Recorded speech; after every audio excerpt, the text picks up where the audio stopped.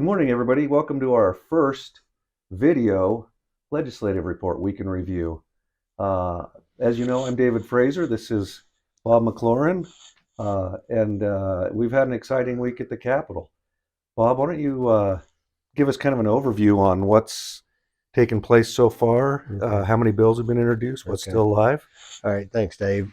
Well, as of the bill deadline on Friday, there were 366 bills that were filed and numbered. Of those, 182 remain active. About 186 of them died somewhere along the way. They either failed introduction vote or were not considered. Of all those bills, we're tracking 61 of those. We're monitoring 44 bills. We're opposing 4, and we're supporting 13. And obviously, of all those bills, there's a handful that are more important to our membership than others. And I guess the first one that I'd like to talk about is House Bill 70, which is our direct distribution funding. Obviously, it's very important to many of our communities around the state. We were at 146 million over the last biennium, and that was appropriated over 2 years. This year in the governor's budget, he recommended 110 million. The Joint Appropriations Committee reduced that to 105, and there was an amendment on the floor that took it back to 110.25. There was a second amendment that took it to $146.25 million. And it came out of the House with an appropriation of $146.25 million, and is headed over to the Senate here the next couple of days. So it's our expectation that that number is going to get reduced, and that the final number will be worked out in a conference committee once it passes the House. I agree. That's most likely. We are in a good position, though. It does leave the House in a pretty good position for us. So that gives us a strong starting point in the Senate. The second bill that is of really primary interest to us is Senate File 90, State Managed Equity Investment Pool. As you all remember, in 2016, the state passed, or I should say the voters passed a constitutional amendment that would allow the state to invest in equities and draw greater interest rates on their money. We thought at the time that local governments were included, but of course the AG later opined that that wasn't the case. And so we, in 2022, ran another question in front of the voters, and they approved by 57% for local governments to do the same thing.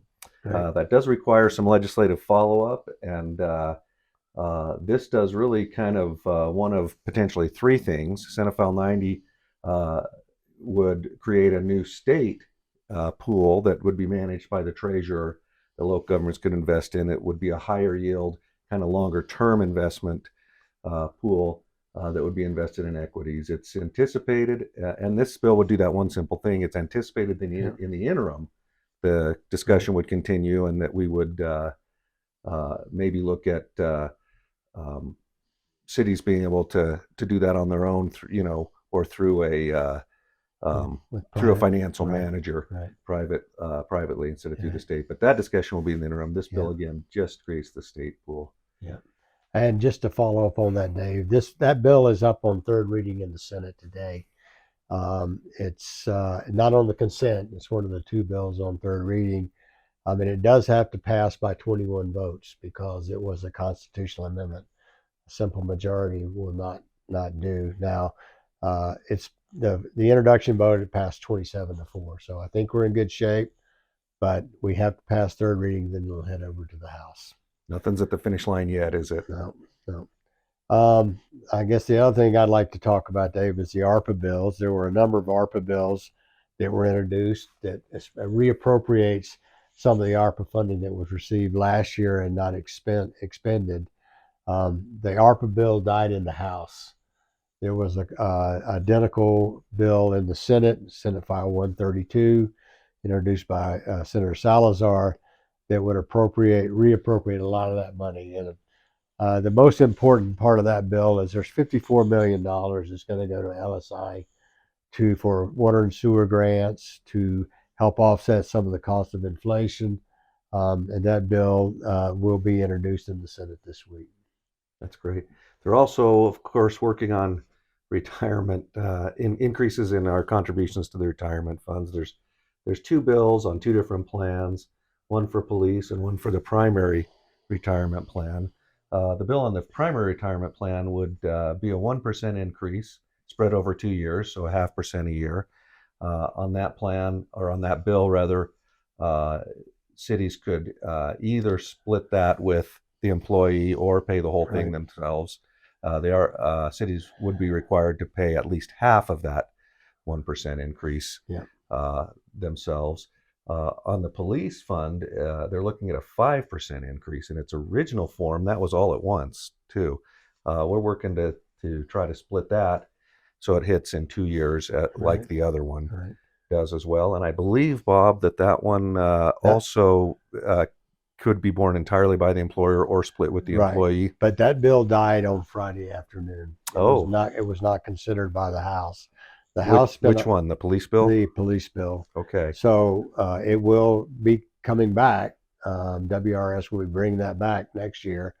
Probably going to be a little bit bigger number, but that adjustment is in this area to keep the funds, and solvent basically. It may be worth mentioning the effort to take that those future increases and hand them over to staff rather than the legislature. That was House Bill 83. That was a bill that would allow the Wyoming retirement system to set the contribution rates for the participants and the employers in the plan, not the legislature. It's considered best practices, and it's done by a number of state retirement systems. What happens with these retirement increases? There's a lack of interest in keeping them solvent, keeping the increases going, and you end up with huge increases. If you remember Fire Fund A last year, that was going insolvent. So that bill is still active.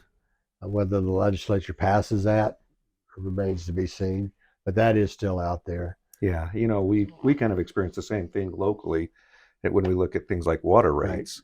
It always becomes a very difficult political issue, and I think that's what they're proposing to avoid. Exactly. I guess let's move on to property taxes. There were 21 property tax bills introduced.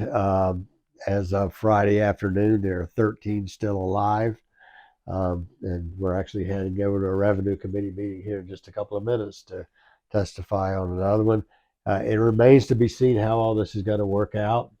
There are competing bills, so just stay tuned. That's all we can say about property tax right now. Yeah, there's a couple of bills that we had a great interest in, that we supported that haven't didn't make it through the first week. Specifically, local impact assistance on industrial siding, the MRGs, excuse me, thank you, and another one that we've been behind for a couple of sessions now, and that is the abandoned buildings bill. It fell victim to the 2/3 requirement for introduction. That was strongly supported by a number of sponsors, not just the primary sponsor, but some very strong co-sponsors.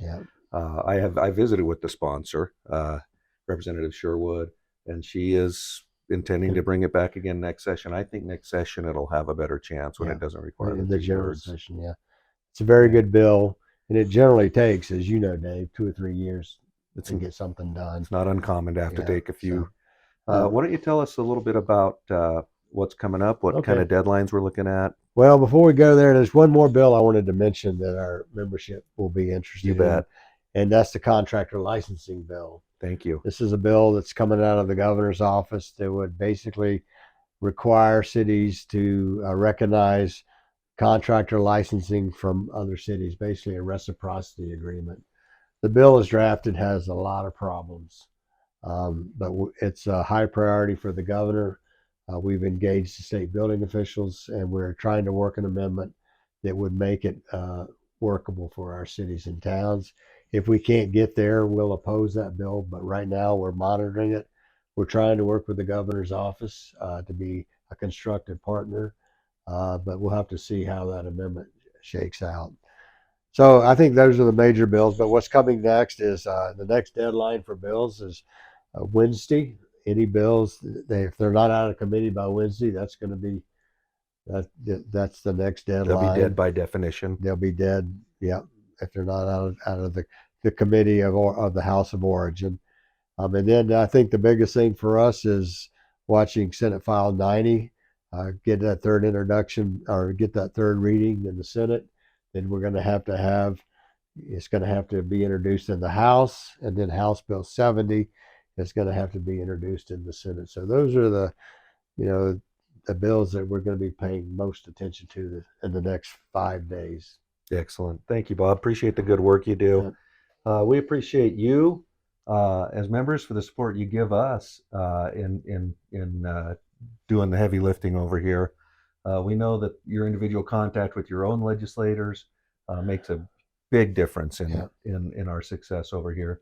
And we encourage you to continue to watch for our calls to action. We try not to send them too often, but when we do, we appreciate that you guys get on it and get in the ears of your legislators. That's hugely helpful to us. Yeah. Again, thank you for watching our first ever video week in review at the 2024 legislature. Thank you. Thanks, Dave.